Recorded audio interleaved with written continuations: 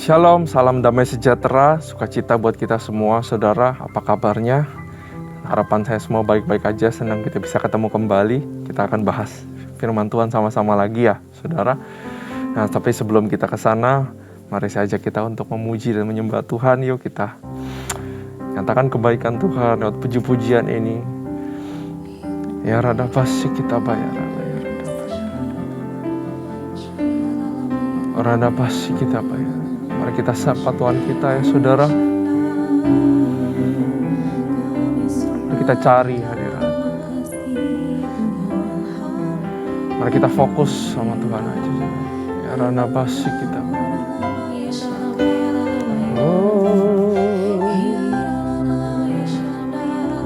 Haleluya. Haleluya. Haleluya.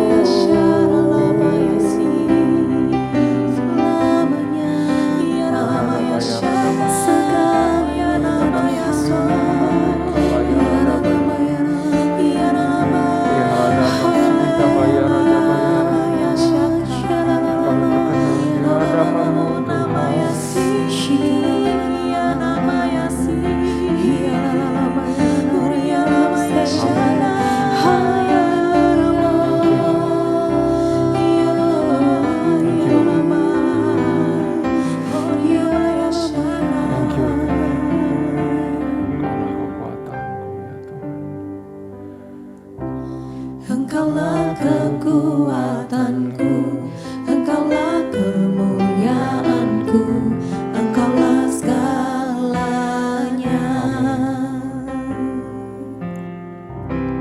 Engkau permata yang indah, takkan pernah ku lepaskan, Engkaulah segalanya.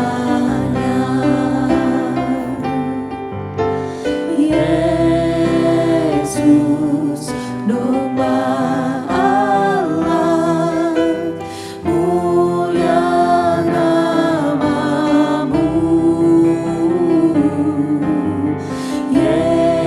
Yesus, domba Allah, mulia namamu.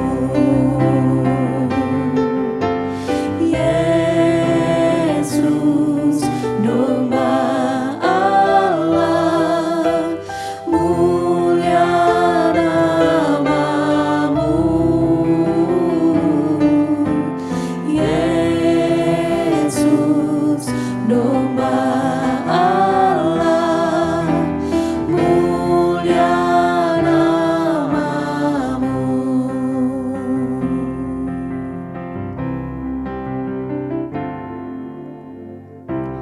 Engkaulah kekuatanku, Engkaulah kemuliaanku, Engkaulah segalanya. Engkau permata yang indah, takkan pernah ku lepaskan, Engkaulah segalanya.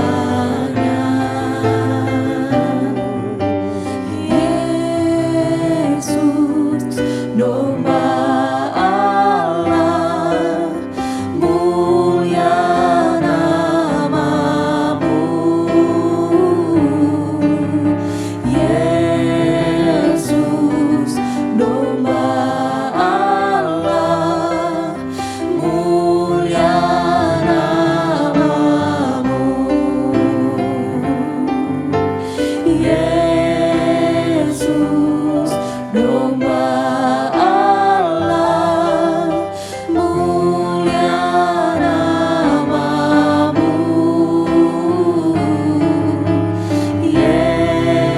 Yesus, domba Allah, mulia namamu.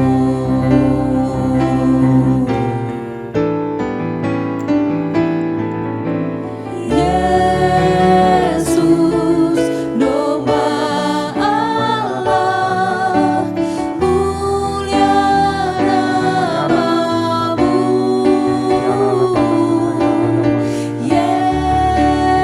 Yesus, domba Allah, mulia namamu.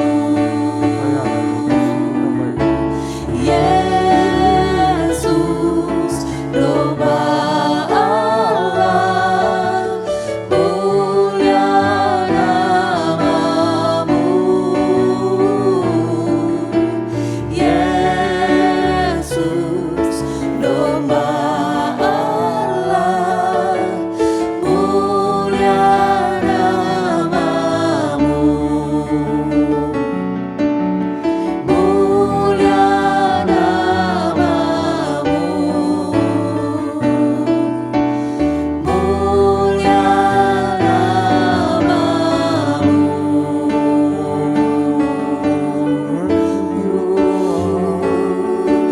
We worship you, Allah.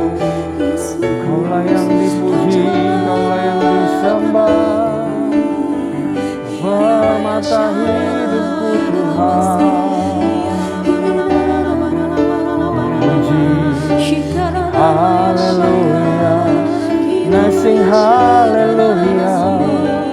And I sing hallelujah.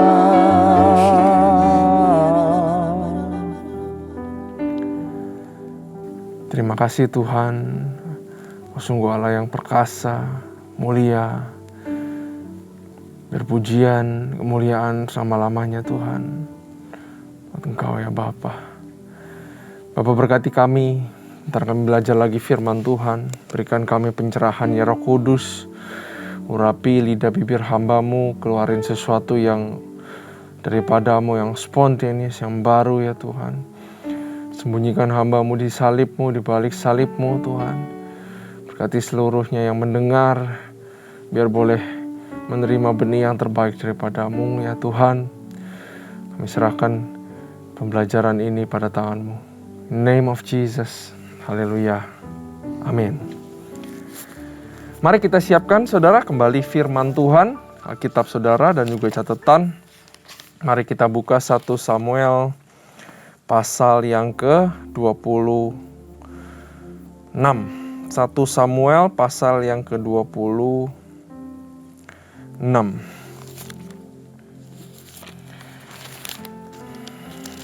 Oke. Pasal 25 lanjutan daripada cerita Daud, Nabal, dan Abigail. Pasal 26, jadi baru lengkap satu pasal, Daud konfront lagi sama Saul. Ya, Daud konfront pertama kalinya itu pasal 24, sekarang pasal 26. Untuk kedua kalinya Daud membiarkan Saul hidup, judulnya. Datanglah orang ke Zif kepada Saul di Gibea serta berkata, Daud menyembunyikan diri di bukit Hakila, di padang belantara, lalu berkemaslah Saul dan turun ke padang gurun Zif dengan 3.000 orang yang terpilih dari Israel untuk mencari Daud di padang gurun Zif. Nah, ternyata Saul masih menjadi ancaman buat Daud. Waktu itu dimaafkan di dalam gua, dipotong jubahnya, ternyata nggak membuat Saul bertobat. Saul kembali lagi kepada wataknya yang dahulu dan kepada ketakutannya karena terancam sama Daud. Karena begitu besar keegoisannya, mementingkan dirinya sendiri supaya tahtanya nggak digulingkan, maka dia kembali mengejar-ngejar Daud. Nah, saudara, dari sini kita bisa dapatkan sesuatu pelajaran dalam kehidupan. Bahwa orang yang sudah dimaafkan tidak menjadi jaminan mereka akan berubah. Begitu juga dengan kita. Saat kita dimaafkan, bukankah kita sering lagi kembali ke manusia yang lama dan melakukan perbuatan dosa? Ya, jadi di dalam kehidupan siapapun bisa melukai kita. Siapapun orang yang sudah dimaafkan beribu-ribu kali, dia tetap bisa melukai kita. Itulah hidup di dalam dunia. Selalu akan ada orang yang bisa melukai kita. Tetapi kita punya senjata dari Tuhan, yaitu kita punya pengampunan, yaitu kuasa mengampuni 70 kali 7 kali terhadap orang-orang. Amin, saudara. Ya, jadi orang bisa aja berbuat lagi kepada kita yang jahat. Tapi kita punya senjata pengampunan. Artinya apa? Kita punya sapu, saudara. Kita punya kain pel untuk bersih-bersih terus di dalam hati kita dengan cara yang mengampuni. Amin. Nah, ayat yang ketiga, berkemahlah Saul di bukit Hakila. Berkemahlah Saul di bukit Hakila yang di tepi jalan di padang belantara, sehingga Daud tinggal di padang gurun. Ketika diketahui Daud bahwa Saul datang mengikuti dia ke padang gurun, disuruhnyalah pengintai-pengintai, maka diketahuinyalah bahwa Saul benar-benar datang. Berkemaslah Daud lalu sampai ke tempat Saul berkemah. Waktu Daud melihat tempat Saul berbaring jadi kemahnya Saul, itu dengan Abner bin Ner panglima tentaranya, Saul berbaring di tengah-tengah perkemahan, sedang rakyat berkemah di sekelilingnya. Berbicaralah Daud kepada Ahimelek orang Het, orang itu, dan kepada Abisai anak Zeruya, saudara Yoab. Katanya, siapa turun bersama-sama dengan aku kepada Saul ke tempat perkemahan itu? Jawab Abisai, aku turun bersama-sama dengan engkau. Nah, saudara, kenapa Daud begitu berani berduaan atau tadinya mau sendirian, saudara? 1 versus 3.000. Bisa aja ketangkap dan 3.000 serbu Daud mati, bukan? Ya, karena Daud tahu jelas bahwa selama Tuhan melindungi, singa itu cuma seperti mengaum-ngaum dan tidak menggigit. Ya, artinya selama kita berada bersama Tuhan, pertanyaannya adalah kita ada di dalam Tuhan atau tidak? Kita ada di dalam teritori Tuhan atau tidak? Kalau kita ada di dalam teritori Tuhan, maka firman-Nya jadi, yaitu Musuh hanyalah seperti singa yang mengaum-ngaum. Dia tidak bisa melukai kita. Daud tahu betul hal ini, saudara. Ya, jadi jangan biarkan ketakutan itu masuk, saudara. Kalau kita sedang mengalami sebuah tantangan, percayalah bahwa Tuhan ada bersama-sama kita. Musuh tidak bisa menyentuh kita. Musuh tidak akan melukai kita. Bahkan maut sekalipun dilewatkan, saudara. Itulah kekuatan, mujizat di dalam kita berjalan bersama Tuhan, yaitu berjalan di dalam kuasa Tuhan. Tidak ada satu kuasa pun yang bisa memisahkan kita daripada kasih-Nya. Apapun itu tidak bisa memisahkan kita daripada kasih, perlindungan daripada Tuhan, dan Daud tahu jelas tentang ini. Nah, Ahimelek itu orang Het, saudara, dan bukan orang Israel. Di sini disebutkan ada Zeruya. Zeruya itu seorang perempuan, adiknya daripada Daud, saudara. Anaknya ada 3, Yoab, yang di sini ada ini Abisai, dan ada dan satu lagi ada Asael, saudara. Ya, jadi Abisai memang sangat dekat dengan pamannya sendiri, sehingga Abisai mau menemani Daud. Nah, mari kita lanjut baca aja, saudara. Ayat ke-7, datanglah Daud dengan Abisai kepada rakyat itu pada waktu malam. Dan tampaklah di sana Saul berbaring tidur di tengah-tengah perkemahan dengan tombaknya terpancung di tanah di sebelah kepalanya. Sedang Abner dan rakyat itu berbaring di sekelilingnya. Lalu berkatalah Abisai kepada Daud, "Wah, hari ini nih Allah telah menyerahkan musuhmu ke dalam tanganmu. Ini kesempatan, ini dari Tuhan. Oleh sebab itu izinkanlah kiranya aku menancapkan dia ke tanah dengan tombak ini dengan satu tikaman aja. Satu aja cukup. Tidak usah dia aku tancapkan 2 kali. Tetapi kata Daud kepada Abisai, jangan musnahkan dia, sebab siapakah yang dapat menjamah orang yang diurapi Tuhan dan bebas dari hukuman." Lalu lagi kata Daud, "Demi Tuhan yang hidup, niscaya Tuhan akan membunuh dia. Entah karena sampai ajalnya ia mati, entah karena ia pergi berperang dan hilang lenyap di sana. Kiranya Tuhan menjauhkan daripadaku untuk menjamah orang yang diurapi Tuhan. Ambillah sekarang tombak yang ada di sebelah kepalanya dan kendi itu, dan marilah kita pergi." Kemudian Daud mengambil tombak dan kendi. Jadi diambil tombak dan kendi, saudara, dari sebelah kepala Saul, lalu mereka pergi. Tidak ada yang melihatnya, tidak ada yang mengetahuinya, tidak ada yang terbangun, sebab sekali tidur karena Tuhan membuat mereka tidur nyenyak. Setelah Daud sampai ke seberang, jadi setelah diambil, saudara, lagi-lagi Daud menghormati orang yang diurapi Tuhan, karena dia menghormati tangan Tuhan yang mengurapi. Dia menghormati urapan daripada Tuhan, saudara. Karena itu hendaknya kita menghormati hamba-hamba Tuhan. Kita hendaknya menghormati orang-orang yang dipilih Tuhan. Kita menghormati pastor kita, kita menghormati kakak rohani kita menghormati bapak rohani kita. Amin, saudara. Nah, kita lanjut. Jadi Daud ngambil kendi sama tombak, lalu dia pergi dari tempat itu yang agak jauh, saudara.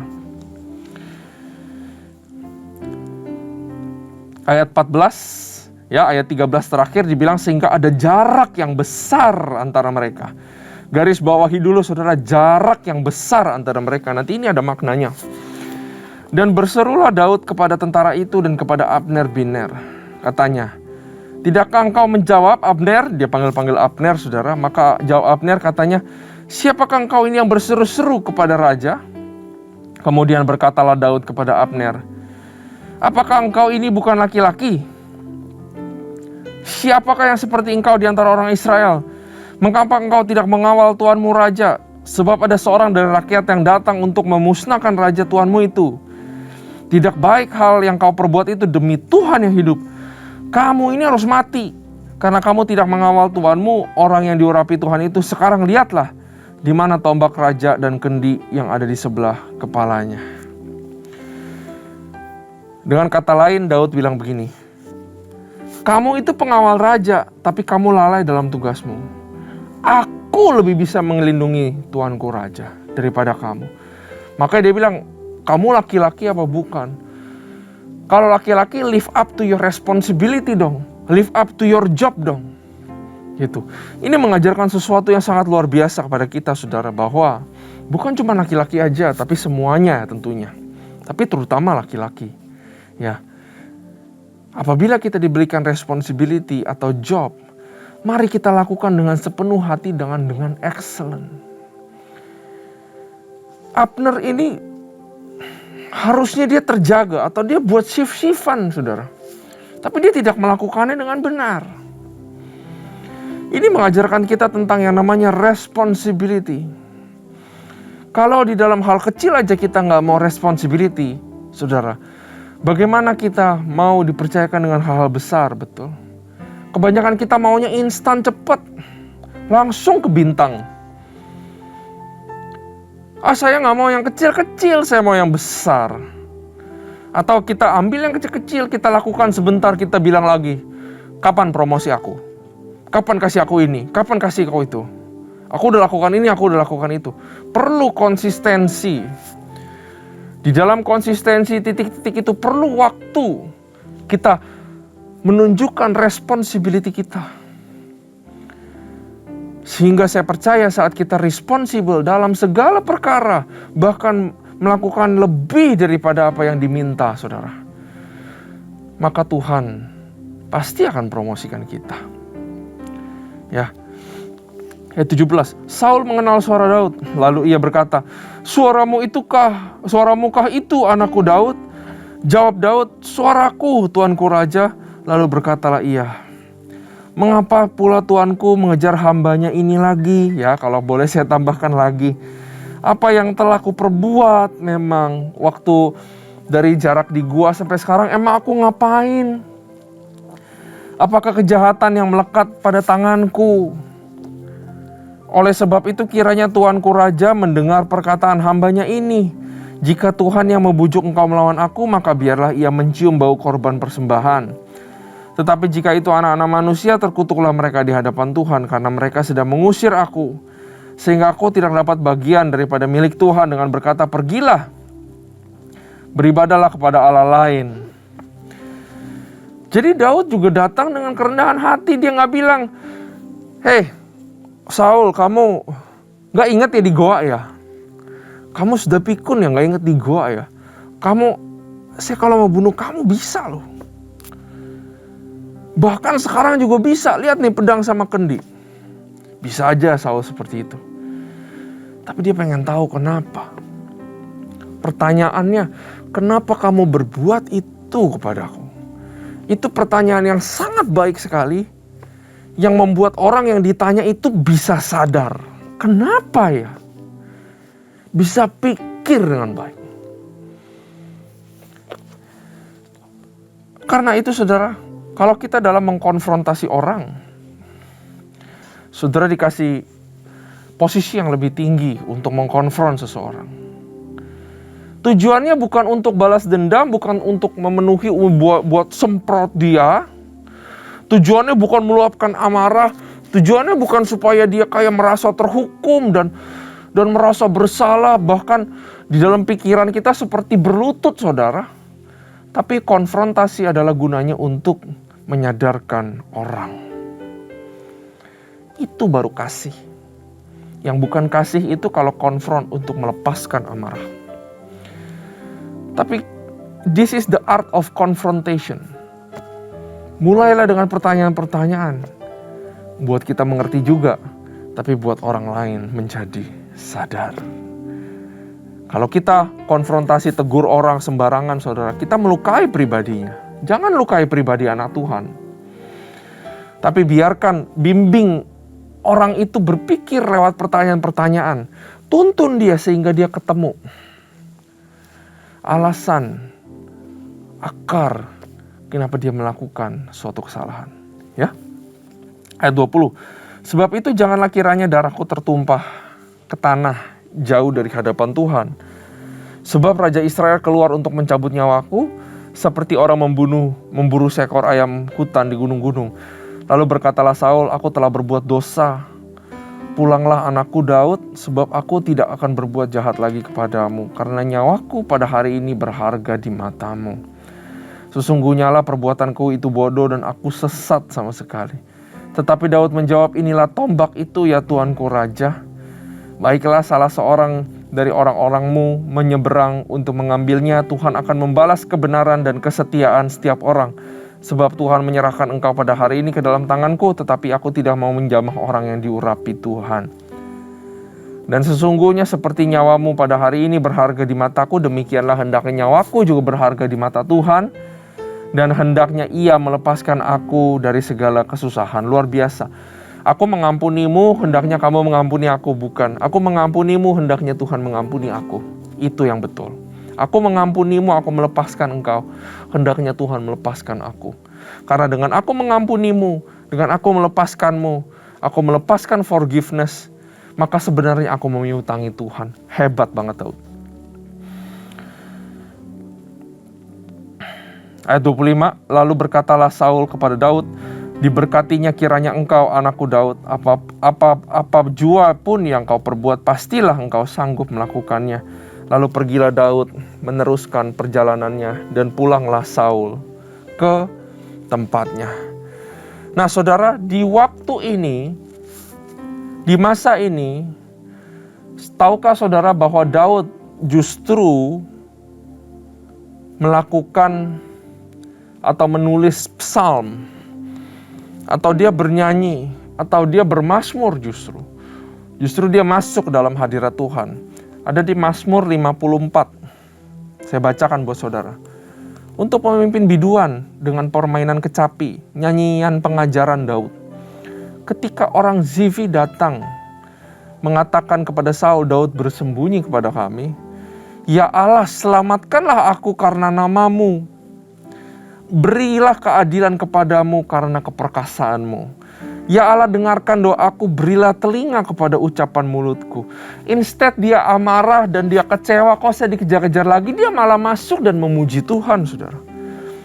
Sebab orang-orang yang angkuh bangkit menyerang aku, orang-orang yang sombong ingin mencabut nyawaku, mereka tidak memperdulikan Allah. Selah. Sesungguhnya Allah adalah penolongku, Tuhanlah yang menopang aku. Inilah yang menjadi dasar iman kenapa Daud berani, satu aja berani ke 3.000.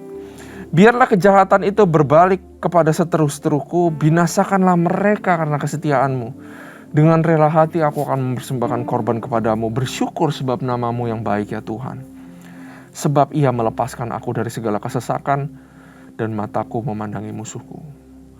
Di dalam situasi terdesak, justru Daud beriman. Tuhan menolongku. Tuhan melepaskanku. Ya udah, nggak perlulah bawa 600-400 orang. Aku cukup. Karena apa yang terlalu kecil buat Tuhan. Dan juga apa yang terlalu besar. 3.000 orang sepele buat Tuhan. Itu imannya Daud. Dan satu hal terakhir yang kita bisa belajar saudara. Daud memberikan pengampunan yang kedua kali. That's a picture of Jesus yang memberikan pengampunan kedua kali. Dan pengampunan yang kedua kali dari Tuhan itu selama-lamanya buat kita. God is a God of second chance. Sebagaimana kita selalu terima second chance dari Tuhan. Bahkan kalau saya boleh bilang, Tuhan adalah a God of every chance atau another chance. Dia selalu berikan kita pengampunan, dia selalu berikan pertolongan, dia selalu berikan, gak pernah berhenti, saudara. Karena itu marilah kita lagi introspeksi diri untuk terus berani memberikan pengampunan kepada orang-orang. Forgiveness beda dengan rekonsiliasi. Forgiveness justru kita harus memberikan jarak kepada orang yang kita ampuni. Daud ini waktu dia habis ambil pedang sama kendinya dan dia sudah tahu dia pasti memaafkan Saul, kalau enggak dia sudah dibunuh. Daud pergi, ada jarak dengan Saul. Artinya apa saudara? Memberikan pengampunan bukan artinya saudara langsung rekonsiliasi jadi dekat lagi, jadi kayak saudara, no. Tapi memberikan pengampunan artinya memberikan second chance atau kesempatan buat orang itu untuk dia berubah dan kembali mendapatkan kepercayaan kita. Tapi mendapatkan kepercayaan kita bukan artinya instan, ya saya maafkan kamu, bukan artinya saya langsung bisa percaya dengan orang itu. Tentu kita harus memberi jarak, kalau enggak orang terus bisa menyakiti kita, saudara. Betul? Makanya Daud mengambil jarak daripada Saul. Makanya Daud lari-lari lagi dari Saul. Karena dia bawa 600 orang. Dan dia tidak mau ada satupun yang terluka kembali. Kita juga harus cerdik sebagai orang Kristen. Memberikan pengampunan, tapi juga kita harus berikan jarak dan waktu. Sampai orang itu berubah dan orang itu mendapatkan kembali kepercayaan kita. Kita yang diberikan pengampunan juga harus layaknya seperti itu. Jangan sia-siakan second chance yang diberikan kepada kita. Baik itu yang diberikan dari orang maupun yang diberikan dari Tuhan. Tapi marilah kita sungguh-sungguh bertobat dan berubah. Dan earn kepercayaan orang itu. Saudara tahukah? Kita bisa earn God's trust. Tuhan mengampuni kita. Sungguh-sungguh saudara berubah. Dan dapati kepercayaan Tuhan lagi. Saya mau beritahu, kalau Tuhan sampai percaya sama kita, apa yang tidak dibukakan buat kita di dalam dunia ini. Amin. Mari kita berdoa. Bapa, kami bersyukur buat firman-Mu yang luar biasa, Tuhan. Kami belajar banyak dari Saul mengampuni kembali. Hendaklah layaknya kami juga mengampuni seluruh orang yang bersalah pada kami. Sehingga Kau juga melepaskan kami dari jerat-jerat, dari algojo-algojo ya Tuhan. Firman-Mu sungguh luar biasa, sungguh ajaib. Hamba-Mu berdoa biar Roh Kudus yang menumbuhkan benih ini, supaya hidup kami juga berubah dan menjadi berkat buat orang-orang. Makasih Tuhan. Kami siap untuk belajar yang selanjutnya. Hanya di dalam nama Tuhan Yesus. Haleluya. Amin. Tuhan Yesus memberkati.